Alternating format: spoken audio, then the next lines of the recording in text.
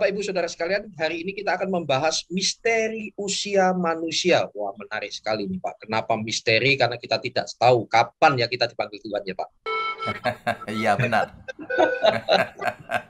Dan karena itu Bapak Ibu Saudara hati-hati ya, ingat umur. Karena sewaktu-waktu kita dipanggil Tuhan. Kalau tidak siap, waduh celaka sekali. Baik, tidak berlama-lama, langsung dengan Pendeta Wignyotan. Baik. Shalom Bapak Ibu, selamat pagi bagi pendengar Radio Amigos dimanapun berada. Karena ini disiarkan online kan ke seluruh dunia. Juga seluruh jemaat Tuhan yang saya kasihi. Pagi ini kita akan membahas satu tema yang sangat menarik. Dan itu fakta. Tapi sebelum itu mari kita tundukkan kepala lebih dahulu. Mari kita berdoa.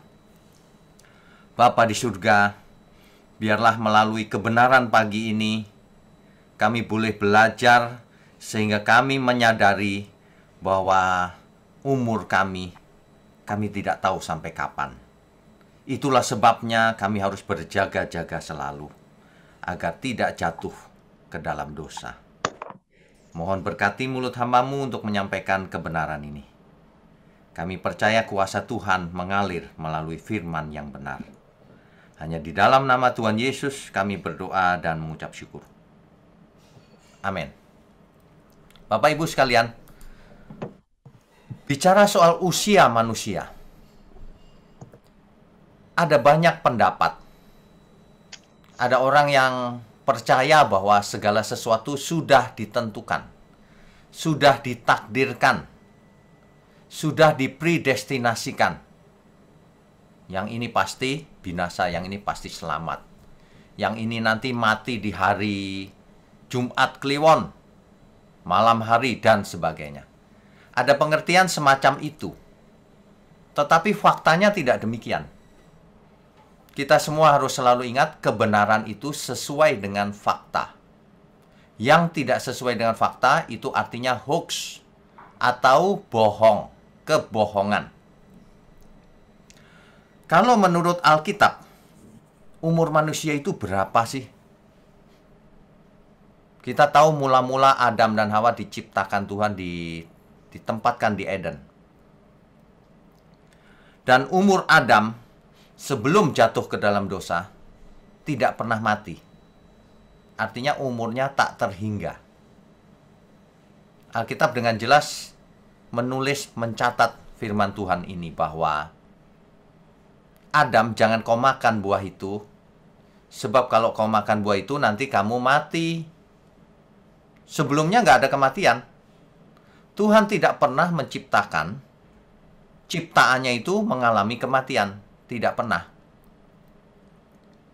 Itulah sebabnya Adam diperingatkan, jangan makan buah itu, nanti kamu mati. Tapi kesalahan manusia terbesar, dan itu diulang-ulang terus sampai hari ini. Lebih mendengarkan suara lain dibandingkan suara Tuhan. Lebih mendengarkan suara hatinya dibandingkan suara Tuhan. Ini penyakit jiwa manusia yang menyebabkan manusia jatuh ke dalam kematian. Ya, Bapak Ibu ya. Jadi Kejadian 2 ayat 17. Coba kita baca Kejadian 2 ayat 17.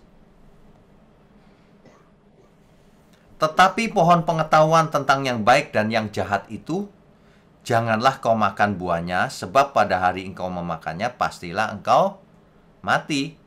Sudah diperingatkan. Adam mengerti dengan benar. Hawa tentu tahu. Karena diberitahu oleh Adam. Karena itu hal yang sangat penting. Tapi heran. Manusia menggunakan kehendak bebasnya untuk memilih sesuai keinginannya. Inilah kesalahan manusia terbesar. Dan itu diulang terus sampai hari ini. Ini benar-benar tidak bisa ditolerir. Itu sama dengan tidak menghormati Tuhan. Itu sama dengan tidak menghormati kekudusan Tuhan. Itu sama dengan mencari kematian diri sendiri, bunuh diri. Orang yang tidak mau taat kepada Tuhan itu bunuh diri. Bahkan lebih dari bunuh diri, membinasakan diri sendiri. Ya. Oke. Jadi pagi ini kita harus mengerti benar. Kematian itu misteri, ya benar. Tetapi tidak sepenuhnya misteri juga. Sel-sel manusia pada waktu diciptakan mula-mula pasti sempurna. Karena tidak mengalami kematian. Hari ini manusia umurnya terbatas. Mengapa? Karena berbagai sebab, baik faktor luar maupun faktor dalam. Faktor di dalam tubuhnya mengalami perubahan sejak manusia jatuh ke dalam dosa. Kalau dahulu sel manusia membelah sempurna 100%, sekarang manusia kita mendapatkan dalam ilmu pengetahuan bahwa sel manusia ketika membelah kualitasnya tidak 100%. Jadi membelah beberapa kali kualitasnya turun menjadi tua. Kalau tua, pasti akhirnya mati. Dari faktor luar, makanan-makanan sekarang dicampur formalin, pewarna buatan, pelembut, perasa yang gurih tapi mematikan, bencana alam, kecelakaan, kejahatan manusia lain yang bisa membunuh sesamanya. Ada banyak penyebab manusia mati hari ini. Setelah manusia jatuh dalam dosa, ternyata yang dimaksud mati tidak hanya mati secara fisik. Manusia memang mati secara fisik. Adam dicatat umurnya ketika mati 930 tahun. Panjang juga ya Bapak Ibu dibandingkan kita hari ini. Nuh dalam Kejadian 9 ayat 29 dicatat umurnya 950 tahun. Lalu terjadilah air bah. Sebelum kejadian air bah, manusia makanannya vegetarian. Tumbuh-tumbuhan, pohon yang berbiji buahnya akan menjadi makananmu. Setelah air bah, Tuhan berfirman, yang bergerak itu boleh kau makan. Binatang maksudnya. Sejak itu manusia boleh makan daging binatang. Tapi itu pun dibagi dua. Ada binatang yang haram, ada yang halal. Maksudnya ada yang binatang kotor yang tidak sehat, ada yang bersih, sehat. Meskipun tetap saja akhirnya mati manusia. Demikian manusia turun-temurun sampai zamannya Terah, yaitu bapaknya Abraham, umurnya 205 tahun. Dan Abraham umurnya 175 tahun. Dan ketika Musa memimpin bangsa Israel keluar dari Mesir, melakukan perjalanan di padang pasir menuju Kanaan, Musa menulis. Itu dicatat di Mazmur 90 ayat 10. Ini sangat terkenal ayat ini, tapi salah mengerti semua orang. Saya perhatikan. Mazmur 90 ayat 10 mengatakan umur manusia. Coba kita baca ya, supaya buktinya nyata. Banyak orang tidak mengerti, salah mengerti akhirnya. Mazmur 90 ayatnya yang ke-10. Masa hidup kami 70 tahun. Dan jika kami kuat, 80 tahun. Dan kebanggaannya adalah kesukaran dan penderitaan. Sebab berlalunya buru-buru. Dan kami melayang lenyap. Nah, jadi kalau pemazmur mencatat ini, banyak orang mengkhotbahkan umur manusia itu 70, maksimum 80 tahun. Itu pun sakit penyakit. Inilah akibat dari membaca satu ayat tidak memperhatikan konteksnya. Kalau kita perhatikan, ya, kalau kita perhatikan baik-baik, sebentar, saya mute dulu. Ini banyak yang... Sudah Pak. Sudah ya? Oke. Ya. Kalau kita perhatikan, Mazmur pasal 90 ini, siapa sih yang berkata-kata ini? Pemazmur? Bukan. Coba dibaca baik-baik ayat satunya. Mazmur 90 ayat 1.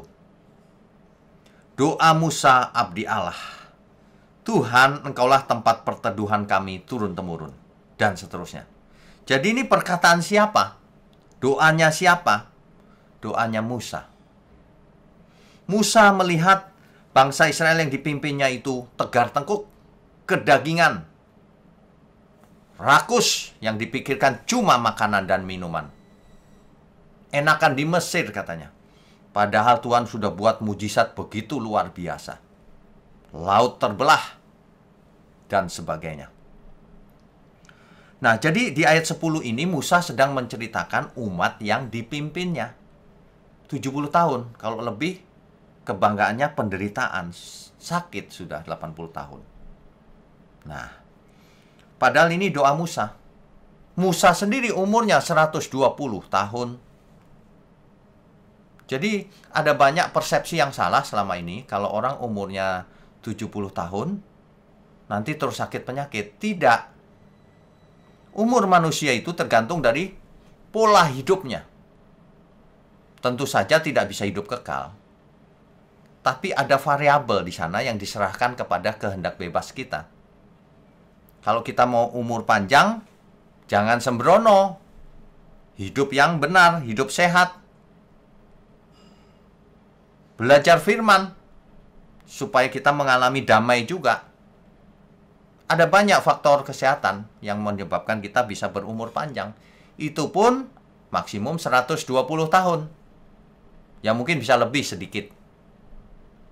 Mengapa kita perlu umur panjang? Supaya kita belajar kebenaran. Bukan mau umur panjang, mau diri sendiri. Bukan. Tapi kalau hari ini kita sakit pun, artinya umur kita tidak akan panjang, nggak masalah juga. Karena yang penting bukan itu, semua orang pasti mati. Ya. Jadi jangan berkata umur itu adalah takdir, Pak. Sudah ditentukan, sudah disuratkan oleh Tuhan. Tidak. Kamu setiap hari makan lemak sembarangan dan sebagainya, sehingga sakit. Masa Tuhan yang merencanakan sakit? Masa Tuhan yang merencanakan kecelakaan? Ada yang kecelakaan berkata itu takdir. Bukan. Itu hasil kesembronoan orang lain, kejahatan orang lain. Jadi, semua kita harus bertanggung jawab atas hidup kita. Tubuhmu bait Allah. Jangan dipakai untuk selingkuh. Jangan dipakai untuk makan makanan yang sembarangan. Jangan dipakai mulutmu itu, jangan dipakai untuk bicara hoax. Jangan untuk menyebarkan kejahatan. Mulutmu itu dipakai untuk memberkati, bukan untuk memfitnah ke sana kemari. Bukan untuk membunuh sesamanya, karakter sesamanya. Manusia itu bebal, tegar tengkuk, bodoh. Mulut diberi di sini dipakai untuk membicarakan orang lain. Fitnah lagi. Tidak takut Tuhan. Yang saya lihat banyak orang sakit jiwa itu justru yang belajar teologi. Merasa mengerti firman. Lalu mulutnya jahat memfitnah ke sana ke sini. Kerasukan setan itu. Ya. Mari Bapak Ibu sekalian, kita hidup cuma satu kali. Kita tidak tahu kapan kita pulang. Kita tidak tahu kapan harinya kita pulang. Ya, kita tidak tahu kapan Tuhan datang. Bisa setiap saat. Kok berani sombong? Apa yang disombongkan? Itu orang bodoh itu emang. Sombong gitu. Ngomong sembarangan. Jahat terhadap sesama. Pelit. Waduh, mengerikan loh. Manusia-manusia ini mengerikan. Nanti kita lihat gak berapa lama kemudian mati. Kalau sudah mau mati, di ujung maut, nangis-nangis. Minta ampun. Begitu aja tuh semua manusia itu. Kalau masih sehat aja petantang-petenteng. Sombongnya minta ampun. Kayak manusia dewa saja. Ya. Alkitab itu sebenarnya jelas loh. Kamu tuh jangan bebal. Lihat itu Israel. Semua mati di padang pasir. Nggak ada yang masuk negeri Kanaan. yang keluar dari Mesir. Yang masuk itu generasi baru, kecuali Yosua dan Kaleb. Ya, jangan sampai semua sudah Kristen mengaku percaya dengan mulutnya, tapi dibuang Tuhan. Ini mengerikan nih. Kita itu bisa mati kapan saja, di mana saja, dengan cara apa saja. Orang dunia kalau mendengar kata mati, jangan ngomong mati, Pak. Pamali. Biarin kita sering ngomong mati, biar kita sadar bahwa kita memang akan mati. Teologi yang salah itu menghibur, seolah-olah manusia nggak bakalan mati. Makanya ketika mati jadi sakit jiwa, depresi. Kok bisa mati ya? Aku percaya Tuhan. Ya bisa. Persiapkan diri kita. Sebelum mati, mari kita siapkan. Mati itu gampang, menutup mata mati. Hiduplah yang sulit. Karena hidup ini harus belajar, harus melakukan kebenaran. Hidup ini yang sulit, yang perlu kita persoalkan. Kematian nggak masalah, asal hidup kita berkenan bagi Tuhan, menyenangkan Dia. Ya, ada istilah memento mori. Ingatlah hari kematianmu. Dalam bahasa sederhana, kau pasti mati, bro, sis. Jangan sombong. Jangan sok-sokan. Jaga hatimu. Percuma pengetahuan teologimu. Percuma pengakuanmu dengan mulut. Aku percaya Tuhan sebagai Tuhan dan Juru Selamat. Percuma semua itu, kalau kelakuanmu itu tidak sesuai dengan kehendak Tuhan. Gampang kok melihat sesuai atau tidak. Baca saja Alkitab. Apalagi orang yang ngomong sembarangan, memfitnah ke kiri, menyebarkan bukti-bukti palsu. Ini loh, si orang ini begini, begitu. Buktinya palsu. Saya kadang-kadang itu heran. Nekat sekali orang-orang ini. Itu tidak ada ampun loh. Dosa yang disengaja tidak bakalan diampuni Tuhan. Kamu sudah mengerti, tapi kau lakukan dengan sengaja, tidak diampuni. Itu artinya nuraninya rusak total. Tidak bisa diperbaiki. Tapi kalau orang belum mengerti, nah itulah tugas kita. Supaya banyak orang mengerti dan bertobat. Makanya kita harus hidup sekudus-kudusnya. Kudus tak bercacat, tak bercela. Mengapa? Supaya banyak orang melihat hidup kita dan ia mengenal Tuhan. Kalau kita jahat, orang lihat kita, oh ini lihat setan ini, mengaku percaya Tuhan, tapi setan yang dilakukannya. Kesetanan. Semua kita pasti kembali menjadi debu. Pasti. Sebab Alkitab berkata, darah dan daging tidak mendapat bagian dalam kerajaan surga. Tubuh kita ini, darah dan daging kita ini nggak bakalan masuk surga. Mengapa? Karena waktu dikubur kembali menjadi debu. Debu tanah. Lah yang masuk surga apa bagi orang percaya? Roh kita dengan kesadaran penuh akan masuk ke Firdaus bersama Tuhan. Dan ketika Tuhan Yesus datang kembali, akan diberi tubuh yang baru, tubuh kemuliaan. Yang nanti sel-selnya membelah dengan sempurna lagi seperti ciptaan mula-mula. Dan akan hidup selama-lamanya bersama Tuhan. Di langit yang baru dan bumi yang baru. Bukan di bumi yang sekarang. Sebab langit dan bumi yang sekarang akan hancur oleh nyala api. Itulah kata Alkitab. Jangan pakai pikiranmu sendiri. Pakailah Alkitab. Amin ya semua ya. Jadi pagi ini saya harus sedikit keras. Supaya kita itu ngeh gitu. Sadar bahwa kita itu tidak dikehendaki binasa oleh Tuhan. Tuhan tuh menginginkan setiap kita selamat, hidup bersamanya nanti. Itulah sebabnya mari kita bertobat di pagi ini. Kematian itu memang misteri, kapan kita mati kita tidak tahu. Dan kita diberikan sebagian cara untuk memperpanjang umur. Meskipun akhirnya mati juga. Supaya dengan umur yang lebih panjang kita bisa belajar kebenaran lebih sempurna lagi. menyempurnakan diri. Sebab perintah Tuhan Yesus adalah kamu harus sempurna seperti Bapamu di surga sempurna. Kalau mau bertemu Tuhan, harus seperti Tuhan. Sempurna.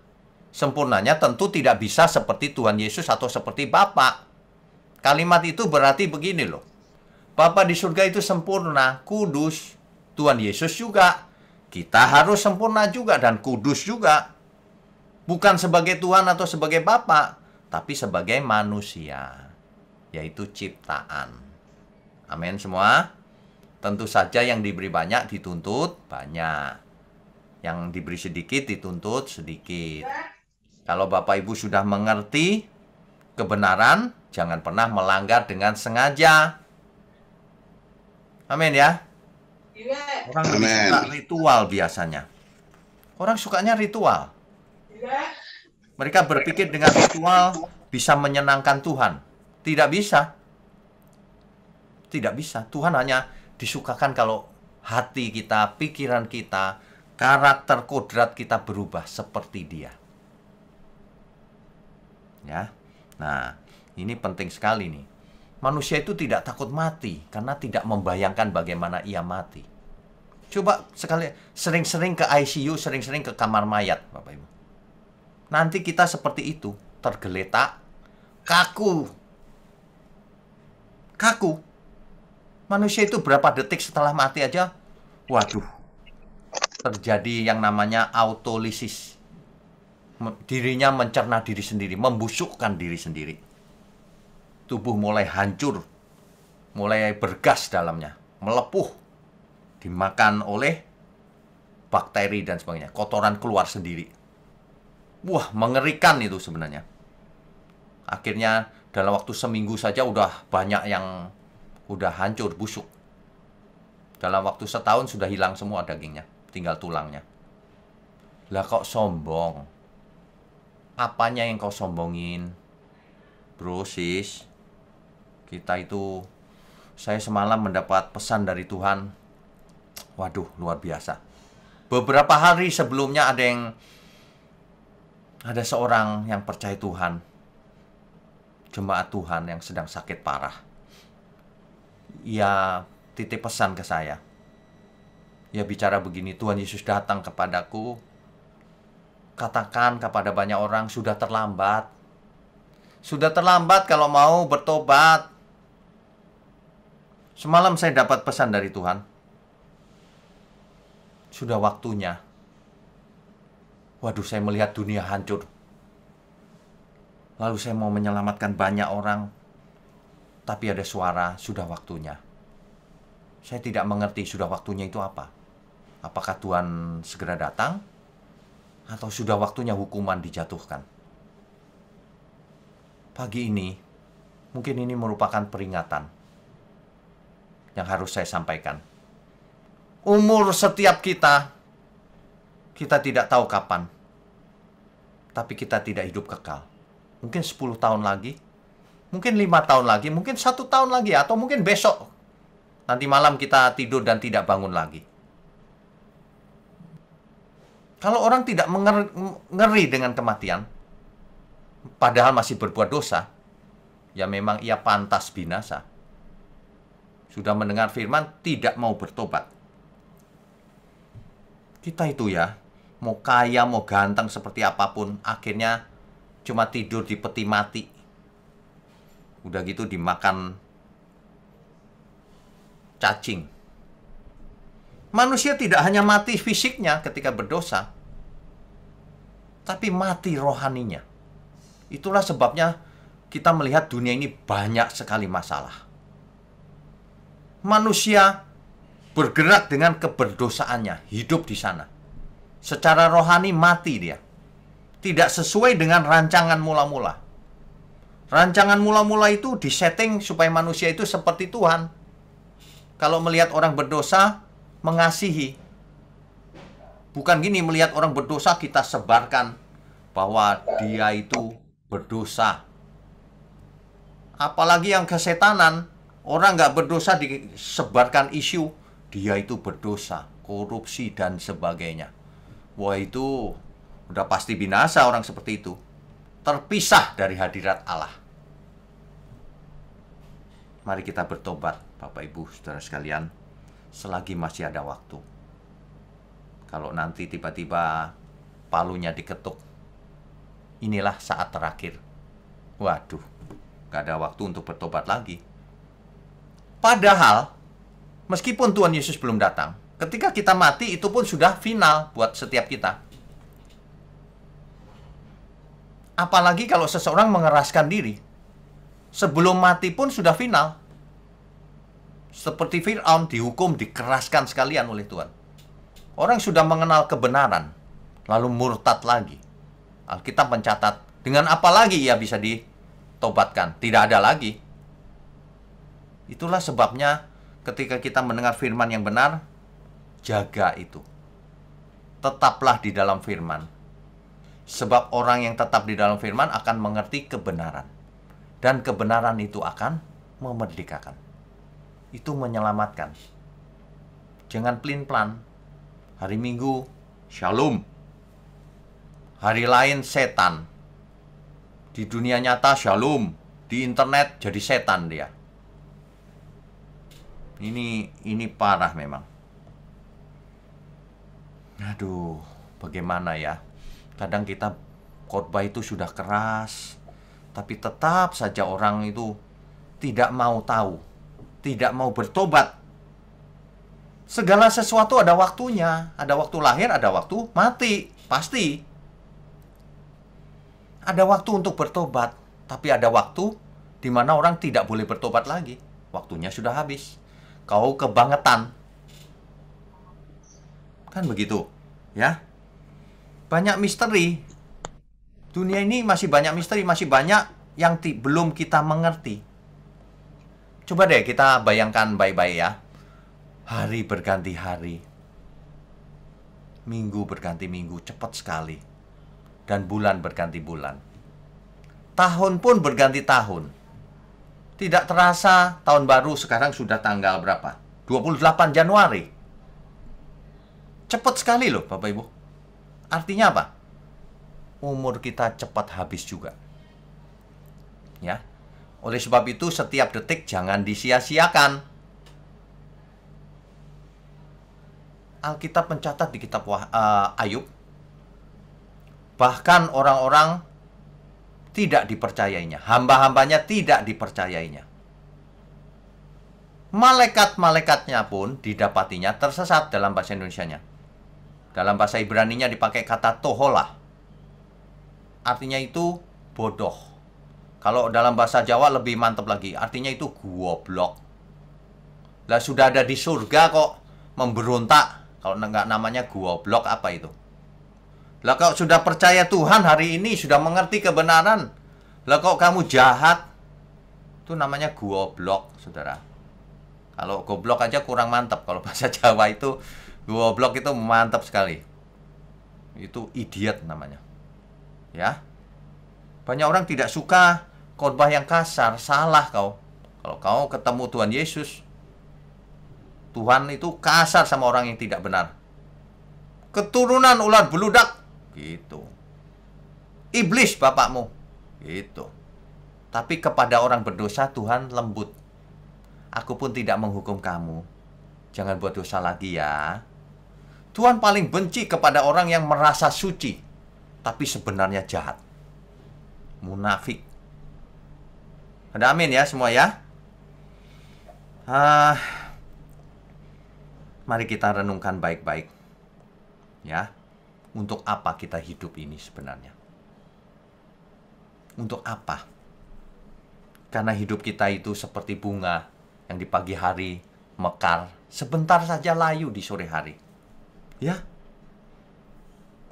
Kemudian malam tiba, di mana kita tidak bisa menikmati apa-apa lagi, terbaring tak berdaya. Ya. Itu sebagian besar kita memang mabok, tidak sadar. Mabok terhadap dunia ini. Mabok terhadap mamon, kejar uang dengan segala cara, menghalalkan segala cara untuk memperkaya diri. Yang salah bukan uangnya, manusianya. Kalau seseorang kaya, uang itu pakai untuk memuliakan Tuhan. Mantap. Untuk diri sendiri, tohulah. Kekuasaan. Wah, pengen berkuasa gitu. Dengan segala cara, akal bulus, licik. Mengakali sesamanya. Bahkan setelah berkuasa menginjak rakyat. Wah, udah pasti ke neraka itu. Gak ada ampun. Ada lagi yang melampiaskan segala hawa nafsunya, nafsu seksnya. Selingkuh sana sini. Ada yang sampai puluhan kali. Waduh. Ada lagi yang makan minum sembarangan. Mumpung masih hidup, Pak. Coba perhatikan logikanya salah. Mumpung masih hidup, Pak. Kalau mati nggak bisa makan. Justru mumpung masih hidup, masih sehat, kau makan yang benar. Supaya kau sehat. Berkenan bagi Tuhan. Jaga hatimu. Jangan melakukan berbagai macam kedagingan. Uang itu ya, sesama saudara bisa saling membunuh loh. Waduh. Bisa sampai ke pengadilan. Berusaha menghancurkan satu sama lain. Kekuasaan juga begitu. Bisa saling menghancurkan. Tuntut-menuntut. Yang satu iri. Yang satu lagi benci. Waduh. Mengerikan.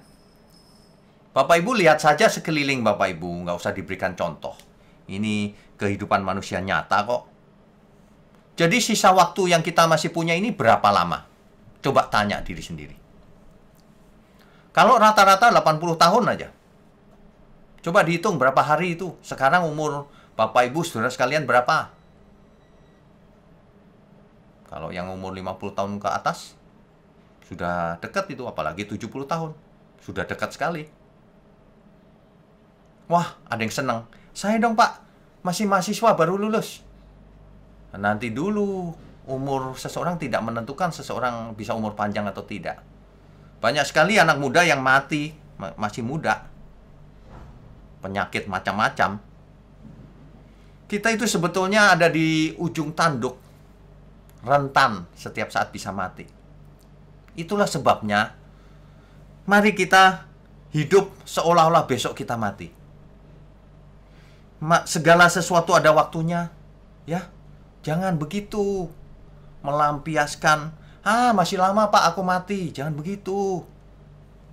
Mati itu setiap saat. Alkitab memperingatkan ya di Ayub 16 Pengkhotbah 3 ayat 19. Orang fasik itu hidupnya seperti binatang. Ini kata Alkitab loh. Maksudnya apa? Hidup tak berakal sana-sini. Lalu mati, sia-sia. Masih enakan binatang. Mati nggak ada ceritanya lagi. Nggak berasa. Manusia mati, masuk ke alam maut rohnya. Sebab binatang nggak punya roh, manusia punya roh. Rohnya masuk ke alam maut dengan kesadaran penuh. Nanti dibangkitkan, diberi tubuh baru. Untuk dibakar selamanya. Ini mengerikan. Banyak orang salah mengerti sehingga tidak berjaga-jaga. Ya. Jadi kita harus perkarakan kalau nanti kita mati itu kita pulang kemana. Makanya ya jangan suka dengerin lagu yang cuma menghibur. Enak sih musiknya, tapi cuma menghibur, tidak sesuai kenyataan. Lagu yang keras itu justru bagus. Ingat itu baik-baik. Ada satu lagu yang luar biasa ini. Ini pengarangnya Bapak rohani saya, Pak Erastus Sabdono. Perkarakan dirimu, kemana engkau pulang? Mungkinkah ke padang gersang tak bertepi? Ini ke padang gersang tak bertepi itu sesuatu yang sia-sia, yang menyengsarakan. Di sana tiada mentari dan tiada lagi bintang. Gak ada keceriaan sama sekali, tidak ada cahaya. Dalam jurang gelap kengerian. Alam maut itu, saudara. Tapi bagi kita semua, orang percaya yang hidupnya kudus, tak bercacat, tak bercela. Yang aku tahu pasti, kemana aku pulang, di hamparan padang hijau tak bertepi. Padang hijau tak bertepi artinya suatu tempat yang nyaman. Kalau di Alkitab dikisahkan di pangkuan Abraham. Kalau Tuhan Yesus berkata, di Firdaus bersama dengan aku. Itu maksudnya. Di sana, Tuhanlah matahariku, di negeri indah Bapakku. Ke sana kami pulang bersama. Jadi tidak semua pulang bersama. Kalau orang yang tidak percaya Tuhan, kelakuannya jahat, maaf ya bro, sis, kau tidak bersama kami. Ke sana kami pulang bersama. Kau pulang sendiri ke sono, ke padang gersang yang tak bertepi. Perkarakan diri kita, saudara. Waktunya tidak lama. Ada amin ya, semua ya. Saya percaya firman yang benar menyelamatkan kita dari cara hidup yang salah. Amin. Bahwa hari ini kita berkolaborasi. Jadi berita firman Tuhan yang biasanya 1 bulan 1 kali setiap hari Jumat minggu keempat. Dan kali ini bersama GIBA, Gerakan Ikim Baca Alkitab. Pembacaan pasal per pasal yang dikupas secara teologi aplikasi praktis oleh staf Sekolah Tinggi Teologi Aplikasi Praktis yang saya mentori. Dan di sini tampaknya ada ini ya, ada mentornya GIBA juga, Pak Budi Santoso. Wah, luar biasa ini ya saudara. Beliau ini sangat setia memberi tuntunan dari Kejadian sampai Wahyu. Tadi Perjanjian Baru malah sudah selesai. Oke, baik. Sebagai ini dari GIBA dan staf saudara, terima kasih Pak Wijno untuk penjelasannya sangat luar biasa. Dan sebentar, mohon sabar. Ya, mohon sabar. Bekerja memberi buah. Oke, baik. Firman Tuhan mengatakan begini saudara ya, untuk bekerja. Ya. Baik. Jangan lupa waktu hidup kita. Banyak orang ini ya, jumawa dan juga tidak tahu diri. Saya juga tidak sadar ternyata saya juga tidak terlalu muda terus, walaupun saya ini kayaknya awet muda ya, puji Tuhan, itu saya akui sendiri. Belum ada yang mengakui Pak, jadi saya akui sendiri Pak. Ya. Dan juga saudara ya, termasuk yang ada di 6 channel hari ini, channel YouTube ya, ada Kanuru, Facebook Amigos juga, kemudian channel Teologi Aplikasi Praktis juga dan lain-lain ya. Jangan lupa saudara, waktu ini singkat, tidak terasa loh. Sekarang ternyata sudah Februari, tidak lama lagi Desember. Nah, itu dia. Ini Januari sudah mau Februari ya. Mari gunakan waktu kita ini sehingga bermanfaat. Filipi 1 ayat 22 ya. Tetapi jika aku harus hidup di dunia ini, itu berarti bagiku bekerja memberi buah, bukan bekerja mencari kekayaan, tapi memberi buah. Jadi mana yang harus kupilah? Aku tidak tahu. Karena tidak tahu, ya ikuti cara Tuhan. Gitu loh ya. Bekerja memberi buah. Wah, menarik sekali nih Pak Widya ya. Bekerja memberi buah. Pohon buah.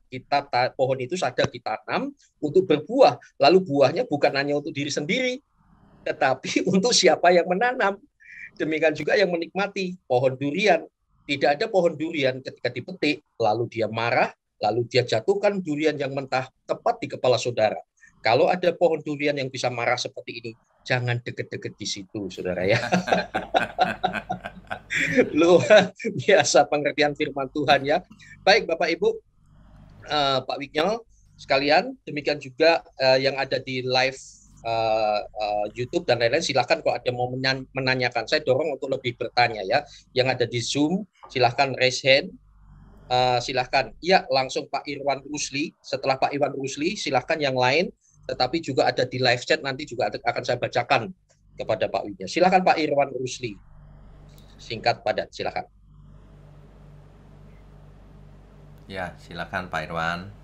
Oke. Pak Igno, saya ingin bertanya Pak, seseorang yang sudah melewati umur karunia 70 tahun, misalnya 75-80, kemudian pada saat dimasuk sakit gitu, rumah sakit, ada opsi misalnya membiarkan dirinya ditentukan oleh Tuhan untuk berpulang misalnya, atau mencoba memperpanjang untuk hidup lebih lama lagi dengan melakukan pengobatan yang mungkin yang canggih atau yang gimana gitu Pak. Ya, pertanyaannya? Pertanyaan saya, apakah ada pilihan yang lebih baik dalam antara dua ini? Mana yang lebih baik Pak dalam hal ini? Oke, baik. Ini pertanyaan yang bagus sekali dan sangat sulit dijawab. Sebab ini persoalan etika. Etika Kristen itu, bahkan dalam kasus yang lebih ekstrim ya Pak, boleh nggak tindakan yang mematikan pasiennya karena sakit parah? Apa itu istilahnya? Eutanasia. Eutanasia, ya. Apakah itu boleh? Ini pertanyaan yang sulit memang.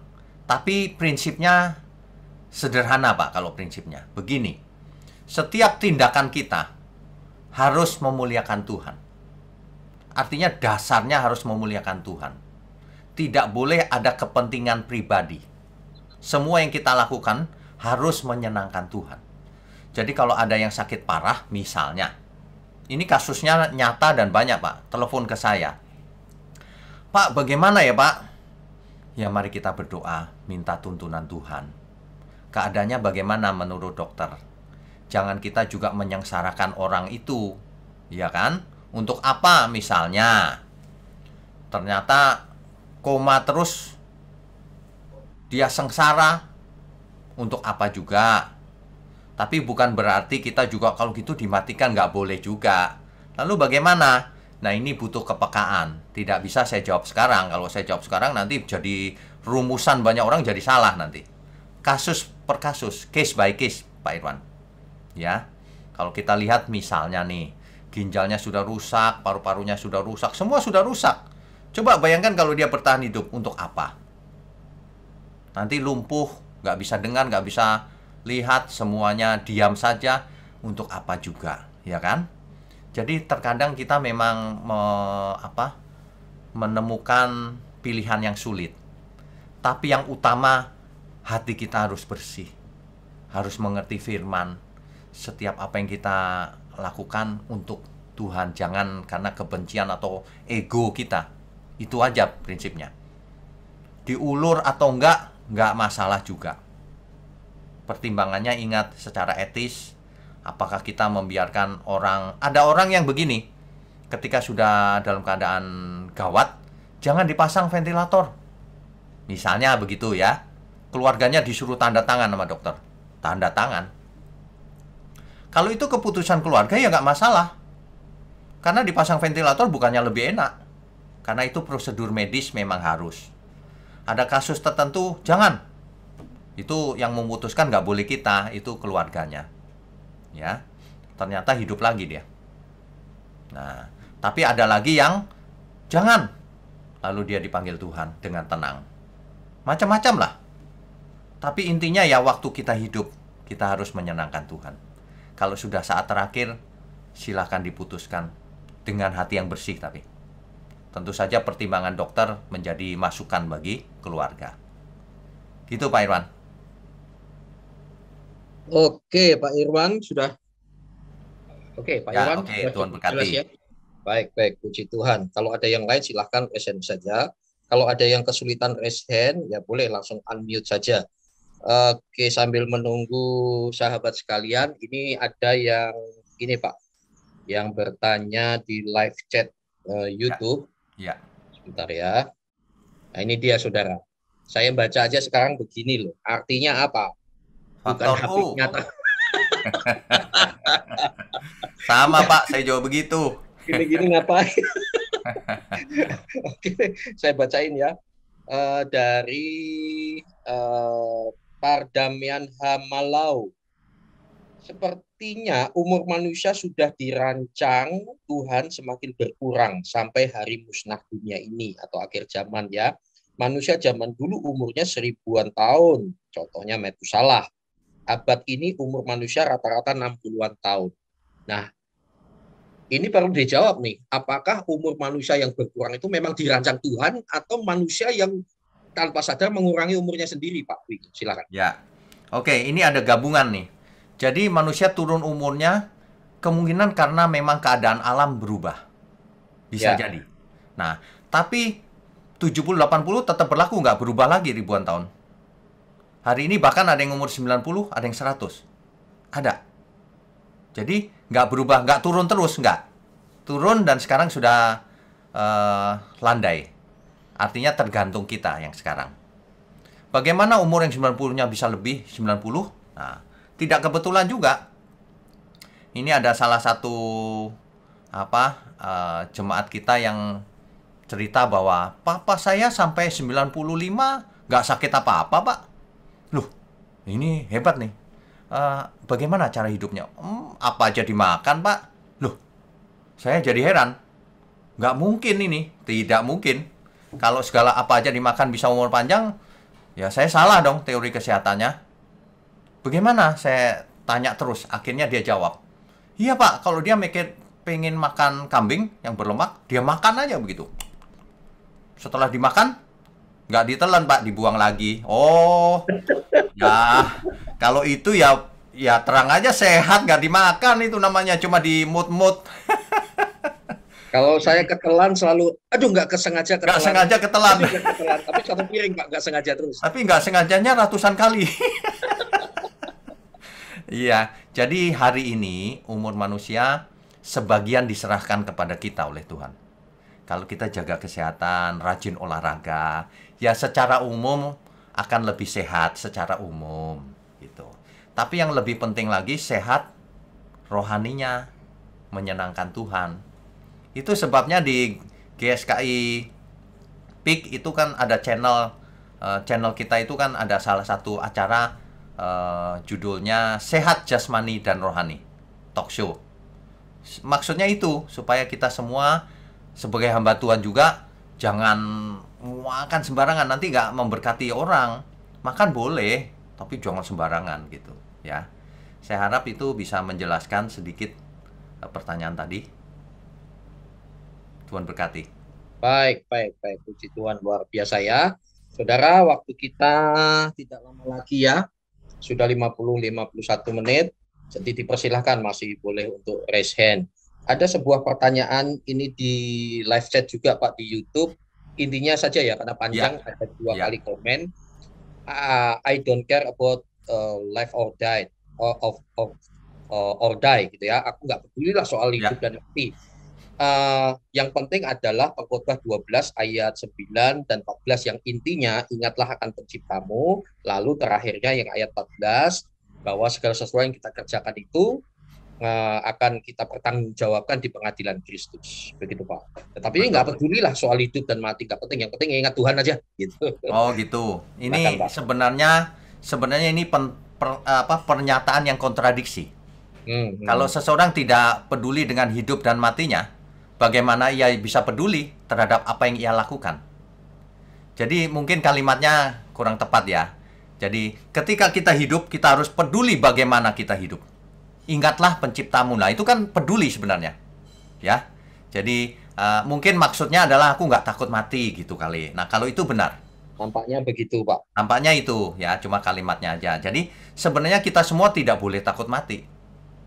Tidak boleh. Iya Kenapa? Pak, kalau takut mati kan gini loh Pak, kan contoh ya, ada sweeping di sana. Kalau surat-surat kita beres ya lewat aja. Kalau yang nungguin sampai sweepingnya selesai atau muter itu berarti what happened? Happen what? Nah itu. Justru saya berkata kita harus takut mati. Semua yang belum bertobat. Nah, yang belum bertobat harus takut mati. Kalau sudah bertobat, hidup kudus tak bercacat tak bercelah, ya kita nggak mati. Malah jadi kayak Rasul Paulus ya Pak.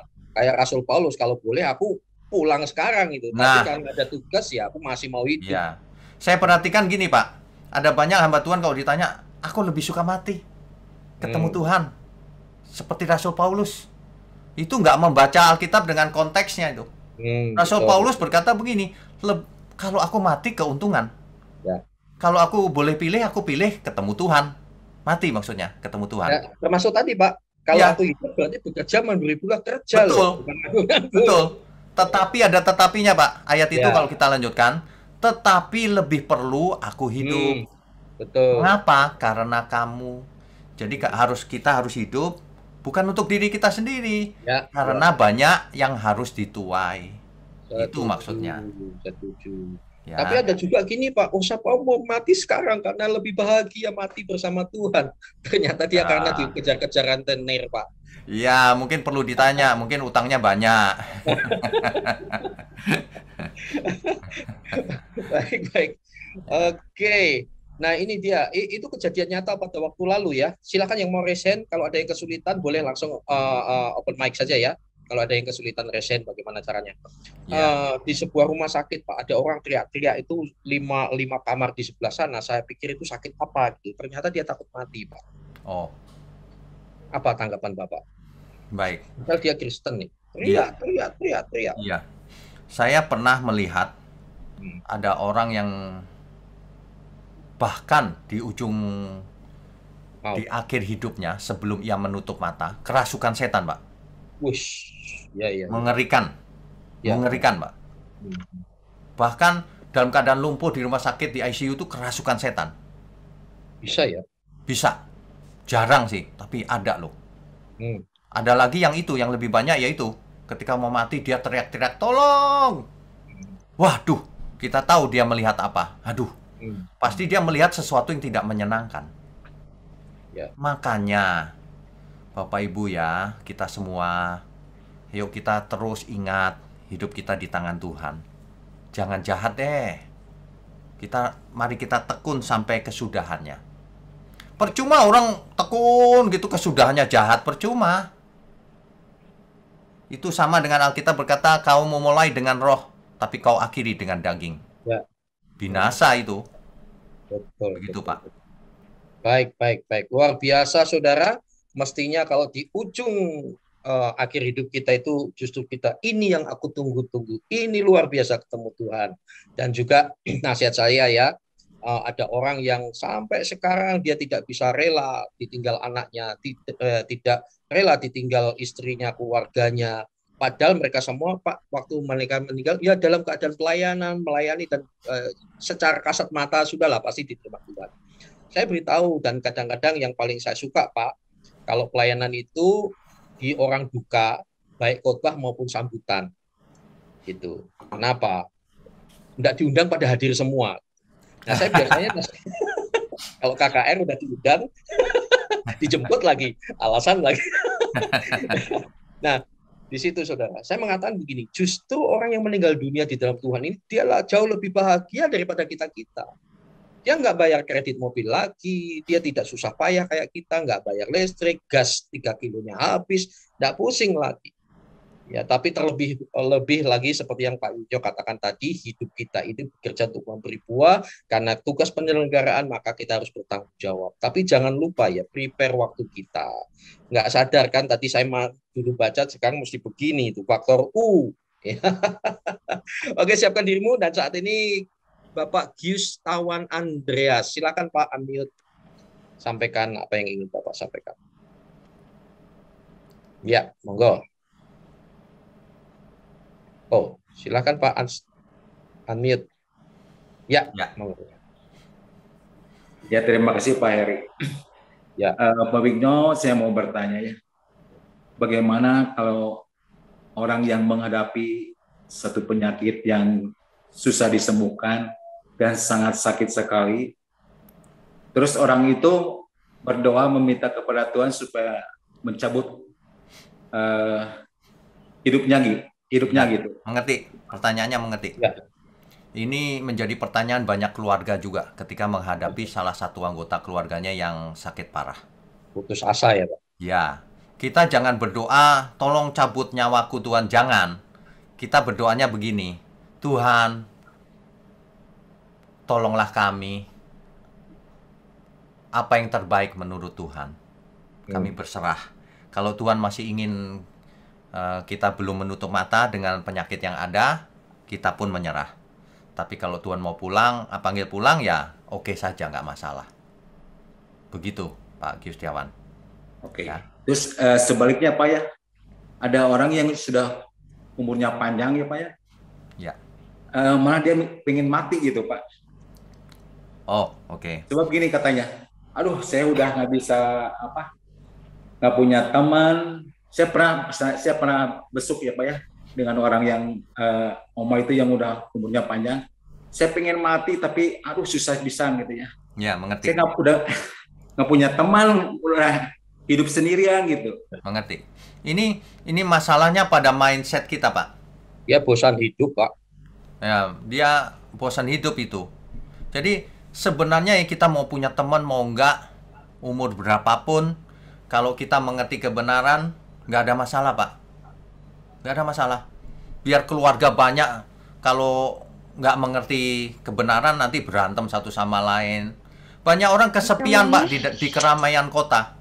Apanya yang salah? Sama. Umur panjang, ya bagus dong. Belajar.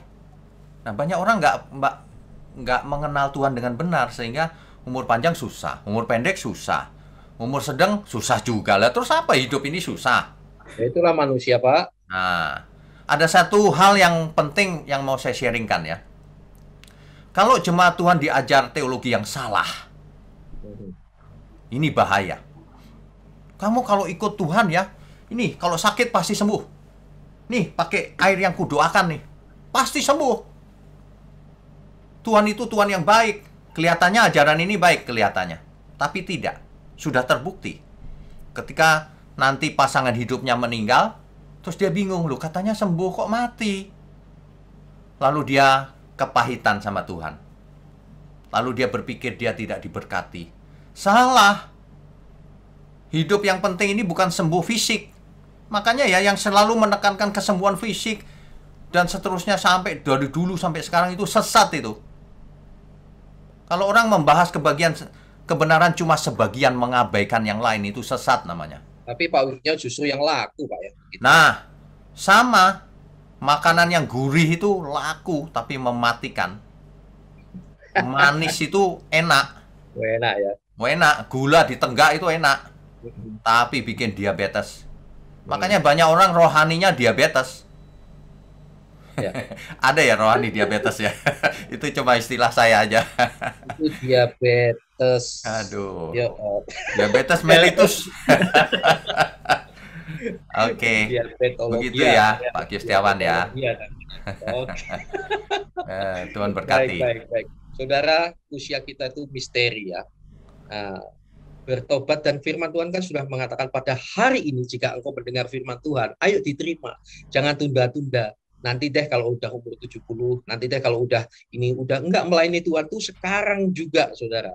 Saya terus terang Pak Wigno, paling jengkel sekali kalau ada orang lulusan sekolah teologi ya, apalagi bergelar hamba Tuhan. Kenapa enggak pelayanan? Kenapa enggak ini? Wah, belum ada tempat. Waduh. Padahal jempol kita ini luar biasa loh. Dunia pengetahuan, informasi, semuanya hanya sejauh jempol. Ya. Gitu loh. Masa nggak ada pelayanan? Ayo layani Tuhan, berikan yang terbaik. Umur kita ini tidak terasa loh, tidak terasa sekali ya.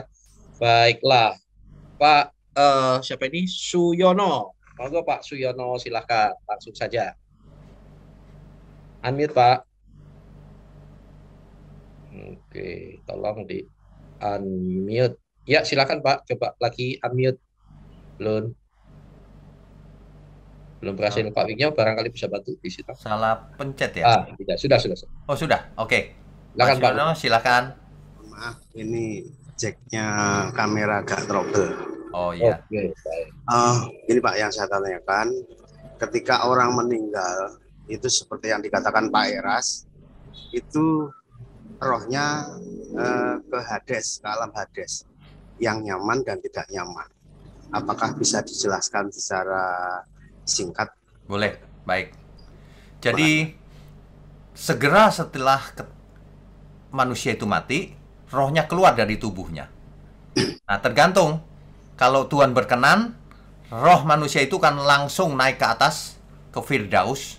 Itu dunia roh, atau Hades yang nyaman itu. Jadi dunia roh, dunia orang mati, tapi yang nyaman. Ada Tuhan di sana, beserta Tuhan. Itu sebabnya Tuhan Yesus di kayu salib berkata kepada penjahat di sampingnya, hari ini juga engkau bersama dengan aku di Firdaus. Itulah sebabnya Lazarus ada di pangkuan Abraham. Itu dunia roh, belum dibangkitkan, rohnya itu. Nah, tapi orang fasik, rohnya masuk ke alam maut, dunia roh yang tidak menyenangkan. Itu kalau dalam bahasa Perjanjian Lama dipakai kata Sheol, alam maut, kerajaan maut. Di Perjanjian Baru dipakai kata Hades. Nah, nanti ketika Tuhan Yesus datang, kebangkitan. Orang yang mati di dalam Tuhan dibangkitkan, diberi tubuh kemuliaan. Orang yang masih hidup, tubuhnya diganti dengan tubuh kemuliaan, lalu naik menyongsong Tuhan di awan-awan, dan bersamanya selama-lamanya di langit yang baru, bumi yang baru. Apa yang terjadi dengan orang fasik? Rohnya yang di alam maut itu dibangkitkan, diberi tubuh, lalu ditinggal di langit dan bumi yang hancur oleh nyala api. Itulah neraka. Begitu Pak Suyono? Baiklah. Baik. Tuhan berkati. Pak. Oke, karena waktu dan mengenai Sheol, Hades, Firdaus, saudara, debatable, ada yang berbeda pandangan. Tetapi tidak usah dibingungkan. Yang penting syahadat kita sama. Ya, termasuk tadi sudah disentil Pak Wignyo di awal tadi ya. Terutama para Kristuber, ayo kita memiliki satu iman, satu tujuan. Sepanjang syahadatnya sama, Roma 10 ayat 9 dan 10. Percaya Yesus Kristus Tuhan, dibangkitkan dan lain sebagainya, dia adalah Tuhan, maka Anda adalah saudara saya. Ya. Oke. Nah sekarang Hades di bawah, di atas, di samping, atau di mana? Ya. So itu belajar secara eksegese. Apa yang dikatakan Alkitab, simple saja. Ya. Mau termasuk gini ya Pak ya, diangkat duluan penganiayaan diangkat atau sebelum diangkat, pelajari baik-baik, terus mana yang kau imani, percayalah, yang penting kita percaya Yesus, mana yang saudara yakini, nanti terakhir biar Tuhan yang tentukan, yang penting sama-sama diselamatkan. Kesalahan banyak teolog tuh begini Pak. Iya Pak. Debat satu sama lain soal itu. Iya. Sampai menyerang, menghina, akhirnya mereka semua sama-sama ke Hades. Gak selamat semua. Gak jahat. Ya, betul. Tapi tafsir kan biasa. Bukanlah kebenaran yang disampaikan dengan cara tidak benar. Udah benar, tapi caranya Pak Wignyo ini kue Pak, tapi saya lempar di kepalanya. Wah. Iya, jadi sandungan. Iya. Ayo, percaya Yesus Kristus Juru Selamat kita. Dan juga taati di mana engkau bertumbuh, belajar ke arah Kristus itu loh. Nah, kalau ke arah pendetanya, nah itu dia kultus individu, salah kaprah. Oke, terakhir ya Pak Irwan Rusli. Silakan Pak Irwan Rusli. Silakan unmute Pak Irwan. Ya Pak, ini saya ingin follow up. Bagaimana dengan tubuh kemuliaan kita Pak? Kalau seseorang mati misalnya umur 80 tahun, tubuh kemuliaannya bagaimana waktu kita dapatkannya? Sepertinya waktu Yesus dapat itu tubuh kemuliaan pada akhir hidupnya, yaitu tangannya bolong segala. Tapi kalau kita apakah kita dalam bentuk muda, apa sudah pikun, apa masih segar bugar gitu Pak? Baik, ini pertanyaan bagus juga nih buat banyak orang. Di surga dikatakan di sana tidak ada air mata, tidak ada tangisan. Artinya semuanya sempurna di surga. Artinya tubuh kemuliaan yang tidak bisa mati itu tidak mungkin tua, reot, stroke gak sembuh. Itu namanya penyiksaan selamanya. Surga itu tubuhnya pasti sempurna. Artinya apa? Sel-selnya membelah dengan sempurna, tidak pernah mati. Nah, keadaan sel yang sempurna itu tidak mungkin tua Pak. Itu pasti masih muda. Tuhan Yesus ketika itu umurnya berapa? 33. Nah, kemungkinan, ini cuma kemungkinan ya, namanya kita belum sampai surga kan. Kemungkinan kita sampai sana dalam keadaan 33 tahun tapi sempurna. Banyak orang 33 tahun juga nggak sempurna kan, pinggangnya sudah sakit macam-macam, diabetes dan sebagainya kan gitu. Tapi nanti tubuhnya sempurna semua. Jadi, kalau tubuhnya sempurna, tidak akan bertumbuh menjadi tua. Nah, meskipun ini tidak ditulis di Alkitab, Kita tahu prinsip-prinsipnya bahwa manusia tidak bisa mati lagi. Bukan berarti makin tua nggak mati tapi lumpuh, nggak begitu. Kualitasnya sempurna di sana bersama Tuhan. Begitu Pak Irwan. Jadi tidak ada orang tua lagi. Gitu. Baik, luar biasa. Dan juga soal hidup mati setelah kematian ini, saudara, jangan terpengaruh dengan konsep yang non-Kristen ya, saudara. Itu beda jauh. Di surga kita tidak ada kawin-mawin, kesibukannya juga bukan yang menjijikan, tetapi kita ada sesuatu yang sukacita. Mungkin suatu hari Pak Wiknya perlu sampaikan pengajaran ini ya. Apa yang karena pengaruhnya lewat medsos itu luar ajaib. Dan juga tidak ada cerita bahwa ketika di surga maka semua yang kita tahan-tahan di bumi semua akan diberi, tidak ada dosa. Di sana bahkan ada minuman keras yang tidak memabukkan dan lain-lain. Lah kan lucu gitu. Alasannya gini Pak Wikto. Inilah yang kita tahan-tahan di sana. Kalau kita masuk surga, maka itu hadiah. Semua tidak ada dosa. Kan lucu ya, masuk TNI. Syaratnya harus berat badan gini, badan steril, bagus, latihan keras-keras. Kalau kamu lulus, kamu boleh mabuk, kamu boleh makan, hubungan seks bebas, dan seterusnya. Itu aneh itu bagi saya. Iya, nggak logis. Nggak logis. Baiklah, Bapak Ibu Saudara sekalian, senang bisa berjumpa di hari ini. Hari ini istimewa ya, kita kolaborasi antara berita firman Tuhan bersama Pendeta Widjatanto kerjasama dengan Radio Amigos Tomohon dan sebentar, saya juga sambil ngecek yang lain. 1 bulan satu kali setiap Jumat, dan kali ini kita bersama-sama dengan Gerakan Ikim Baca Alkitab dan juga dijelaskan pasal per pasal bersama teologi aplikasi praktis. Sebagai penutup, Pendeta Widjatanto akan berdoa bagi kita semua. Baik, Bapak Ibu, sebagai penutup saya ingin ingatkan sekali lagi pada kita semua. Mari hidup di bumi ini yang singkat. Mari kita hidup dengan benar, supaya kita juga menyenangkan Tuhan. Kita tidak tahu kapan kita mati. Mati itu gampang, tapi hiduplah yang sulit. Mari kita hidup kudus, tak bercacat, tak bercelah. Hidup untuk Tuhan, mati pun untuk Tuhan. Mari kita tundukkan kepala. Bapa di surga, terima kasih untuk berkat-Mu pagi ini. Biarlah setiap firman yang keluar dari mulut Tuhan, yang disampaikan oleh hamba-Mu ini, dapat memberkati seluruh dunia yang penuh kegelapan. Agar banyak orang sadar mulai sekarang bahwa mereka harus hidup benar, berusaha hidup benar. Karena keselamatan kami di dalam Tuhan Yesus adalah karena iman, dan bukan iman yang mati, iman yang hidup, yaitu yang kami lakukan dalam seluruh perbuatan kami. Terima kasih Tuhan, biarlah seluruh hidup kami menyenangkan Tuhan. Karena hidup adalah untuk Tuhan, mati pun untuk Tuhan. Mari Bapak Ibu angkat tanganmu. Kami sambut segala berkat, baik berkat jasmani maupun berkat rohani, turun atas kita semua dari surga, dalam persekutuan dengan Roh Kudus, yang menyertai kita sampai selama-lamanya. Dari Bapa kita di surga dan Tuhan Yesus tentunya. Bapa, haleluya. Amin. Amin. Puji Tuhan luar biasa. Salam jumpa dan Tuhan memberkati Bapak Ibu sekalian. Shalom.